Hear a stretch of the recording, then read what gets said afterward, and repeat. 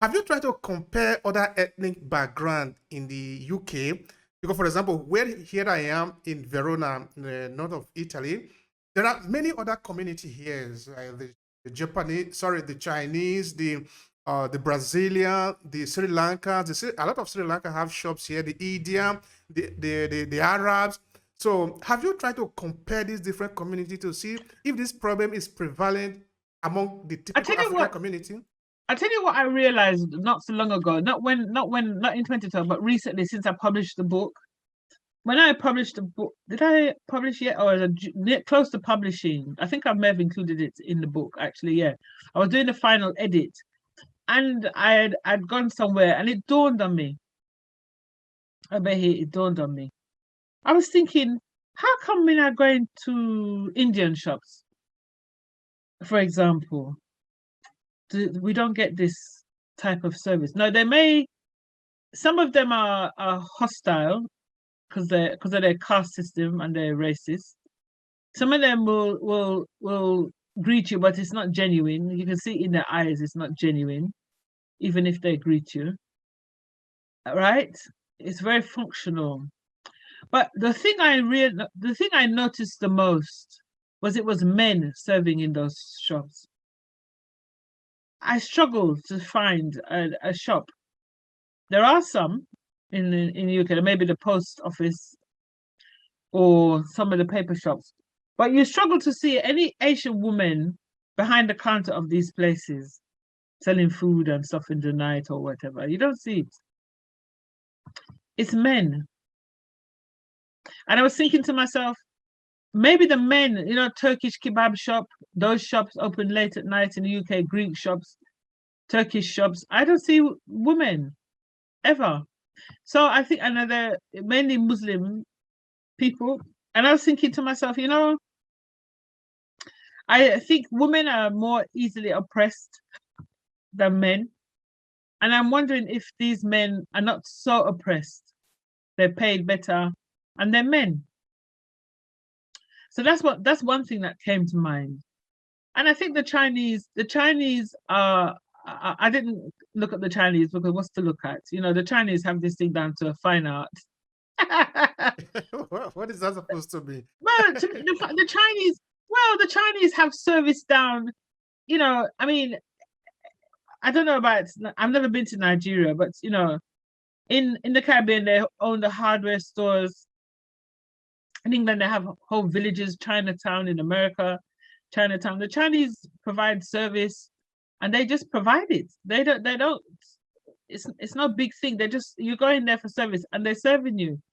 I think they're not confused. They want your money. That is very important. Yeah, it just feels like, for them it's a transaction. Let's get this thing done. Let's sort it out as best we can, as quickly as we can, as simply as we can. Chinese have, 42 different dishes on their menu. And you say to them, I want number 41, fine. You want number 36, good. You want number 20, yes. Number 9, okay. Caribbean restaurant you go in, they have all these things on the menu. Have you got any seafood? No, not today. Have you got any vegetarian? No, not today. Have you got any? It's just finished. This see what I mean? You see what I mean?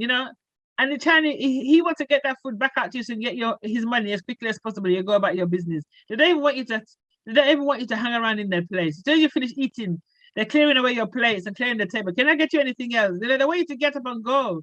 So the table somebody else can sit there. To me, they're very, very focused. The Chinese, to me, are very focused on collecting their money.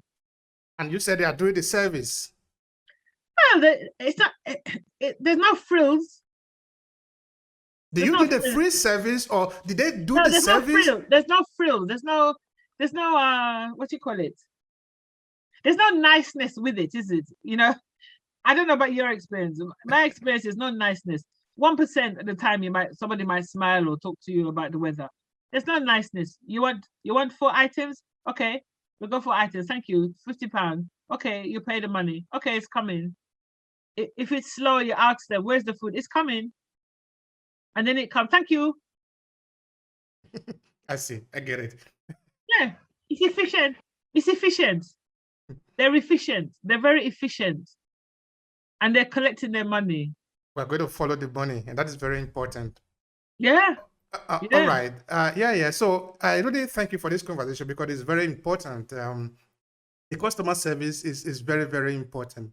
But there's another thing that actually I found, not another thing, but another area, another angle that I'm really interested in your book is that you use you use story a lot in conveying your message. Of course, now I'm looking at the format, I'm looking at the style of your writing. Is there something to that? Why do yes, you use that tactics? yes, very important.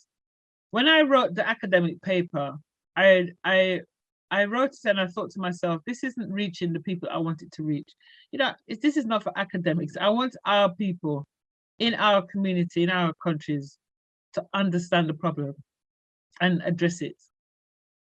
And I was thinking, how can I get this information out? Since 2012, I've been wondering, how do I get this information out?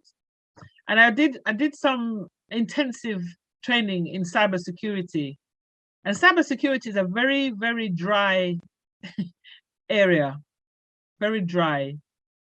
And I remember my colleagues talking about using storytelling to talk about cybersecurity to ordinary people and in business as well. And I was thinking, And then I started looking into the storytelling format. And I decided, you know what? I'm going to use the storytelling format to talk about customer service. So in my book, Developing Customer Relationships in the Black-owned Business, in my book, it's a story of family, of love. There's a little bit of romance. There's a lot of business advice and a lot of strategies. But it's about family, it's about support. Because the central character is a young man and he wants to open a cook shop. He's got a relative who runs a very successful barbershop. So in the book, you see how successful businesses are run, what they look like, what the owner is like. And then you also see this young guy trying to find out how to set up his own business. And the book takes you through his journey so you can see how you should do it.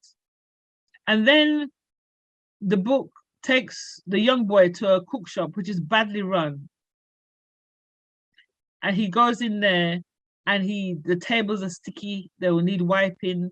The person on the counter doesn't come off her phone to speak to him properly. While he's sitting waiting for the owner to come, because he's gone out to buy something to cook. And then while he's there, other customers come into the shop and they're not being served properly. She's still on her phone. She's just not, the person on the front is just not right. So meanwhile, this young guy, he's in the shop and he's seeing this and he's thinking, this doesn't feel good. This doesn't, So of course, and the way the shop is, the way it needs a painting and all this. So when he opens his shop, he knows not to do these things. He knows to do it better. So that's what the book is about. It doesn't, do down anybody. There's much more positivity in the book than there is any negativity. There's only one guy who runs a cook shop who doesn't do things the way he should. And he thinks he's right. He thinks he's right. And so he's quite funny in a way because, he's complaining about his staff and all this. But he's just typical of some of the businesses that we're talking about. So that's how storytelling, it's fun. Because if it was just like a textbook, it would be very boring. Before the storytelling, there is something I was thinking about, which of course I forgot before I asked you of this side, which is how we could contain this problem of poor customer service if there was a competition, for example, like TripAdvisor, for example, if you're in a hotel, the hotel business, you don't want to have a bad review on TripAdvisor, no? So for this, you treat your customer very well so they can go there and write something good. Of course, people can go there and make false claim, no? Of course, all these yes. things happen because we are talking of human beings, and human beings are very complex, no? Yes. But what if maybe, for example, within the community, there are a kind of body that control the quality of the service that is being given out? What would that do to this poor customer service? Well, me and some of my friends are me and my friends are talking about, because Carl is doing something which is like, yeah, Carl is doing a review. Carl Murray in the UK is doing a review of Caribbean restaurants up and down the country, the UK. And one of the things we're thinking of is some kind of competition where people can nominate restaurants who meet certain criteria. So we could categorize maybe from 1 to 4 or something, but we're working on that. So we're looking at a national awards which would recognize service, and hopefully that will spur people on and widen the debate, widen the dialogue around customer service. Yeah, I think that that will help because, of course, Yeah. at the end of the day, we can't justify that. Okay, well, we are people of African origin, so we are okay if we are poorly served. No, we are not okay if we are poorly served. We don't want our services to be substandard. If we are in New York, our services need to be the way it is in the New York. Yes, If we right. are in London, it need to be the way it is in London. It doesn't have to be in a certain way because we are not certain people. We are just like every other person. At least I think that is how I Yes. see it. No? Yeah, I agree. Mm-hmm. I like the way you've put that. Yes. Yeah, if we're in New York, it should be in line with New York expectations. If we're in London, yeah, I agree. If we're in Italy, it should be in line with, yes. Yes. Mm-hmm. Mm-hmm. Exactly. I like that.